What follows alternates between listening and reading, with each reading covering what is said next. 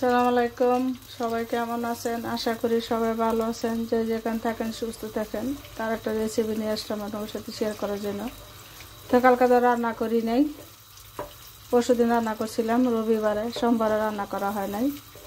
তো আজকে মঙ্গলবার, তো আজকে বিরিয়ানি রান্না করতেছি। তেলটা গরম হয়ে গেছে না, এখন পেঁয়াজটা দিয়ে দিলাম। এটা 10 মিনিট বাজিয়ে নেব। পেঁয়াজটা বাজা হয়েছে, এখানে আদা রসুন আর জিরা বাটা দিয়ে দিলাম। আজকে বিরিয়ানিটা রান্না করব শুকনো মরিচ দিয়ে আর কাঁচামরিচ দিয়ে। প্রথম কাঁচামরিচ দিয়ে বিরিয়ানি রান্না করতেছি। এখানে লবণ আর গরম মশলা বাইটে নিয়েছিলাম, আস্তা দিলে খাইব না, তাই বাইটে নিয়েছিলাম।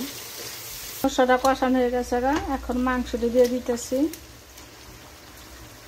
আজকে দুপুরে এটি রান্না করব, জানি না আবার বিকালে কি রান্না করতে পারি, এখন বলতে পারতাছি না।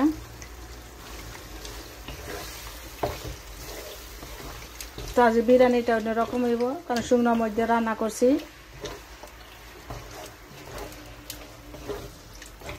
আমি একটা লাইভে দেখছিলাম, তো চেষ্টা করলাম আমিও দেখি কেমন হয়। দেখলাম ভালোই লাগলো, তো আমি দেখে ভালো লাগছে দেখে আমি নিজে ট্রাই করে দেখতেছি কেমন হয়। তো মাংসটা কষাই নিতেছি। তো এখান থেকে অনেকটি পানি উঠছে মাংস থেকে। তো আজকে শুধু রাত্রের জন্য, দুপুরের জন্যই বিরিয়ানি রান্না করবো। দেখি যে মাংস একটা মশলা আছে, ওই মশলাটা দিলে মাংসটা কালো লাগে। তো এটা অনেক আমার বাচ্চারা পছন্দ করে না, তারপরে দিই মাঝে মাঝে একটু। গরুর মাংস মানে বিরিয়ানি যখন রান্না করি গরুর মাংস দিয়ে, এটা অনেকক্ষণ কষাইতে হয়। তো মুরগির মাংস যখন দিয়ে রান্না করি বিরিয়ানি তেমন কিছু কষাইতে হয় না, এটা এমনি নরম। তো গরুর মাংস অনেকক্ষণ সময় নিয়ে কষাইতে হয়। তো এটা অনেকক্ষণে কষাইতেছি, জানি না আর কতটুকু সময় লাগবে। এখানে আমি আলুটি দিয়ে দিলাম, কারণ আলুটি অনেক বড় ছিল, তাই পিস করে দিতে হয়েছে। ছোট আলু শেষ হয়ে গেছে। এখন আমি চাউল দিয়ে দিব। আমি চাউলটা এখন দিয়ে দিতেছি।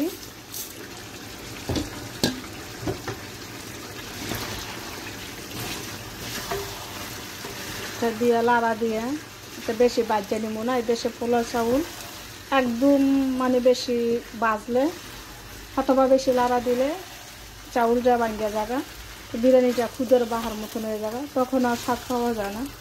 তো চাউলটা বাজা হয়ে গেছে, এখানে যে পানি দিয়ে দেবো, গরম পানি ফুটে নিয়েছিলাম।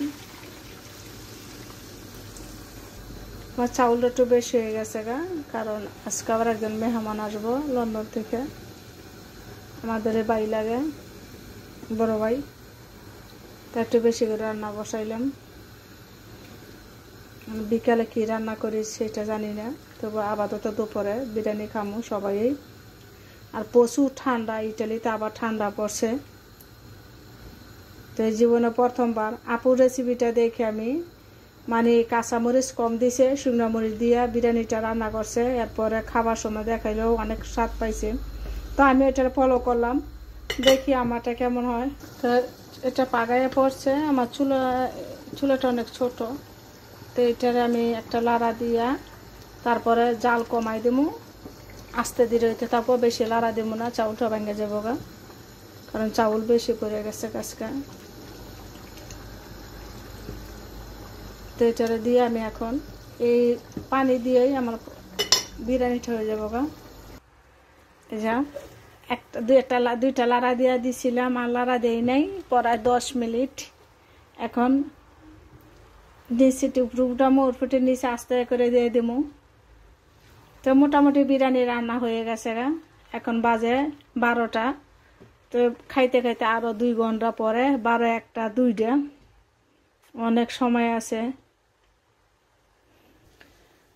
তো বিরিয়ানিটা রান্না হয়ে গেল এখন আর লাড়া দিব না, এটা পুরোপুরি হয়ে গেছে এখন চুলাটা নিবাই দিব।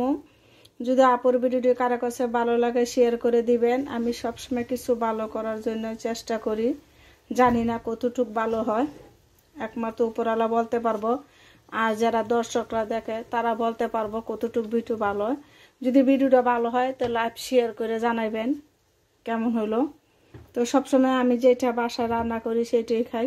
তো আজকে রান্নাটা অন্যরকম, কাঁচামরিচ দিয়ে না, বিরিয়ানিটা আজকে রান্না করছি শুকনো মরিচ দিয়ে। খাওয়ার পরে বলতে পারবো এটা কেমন হলো।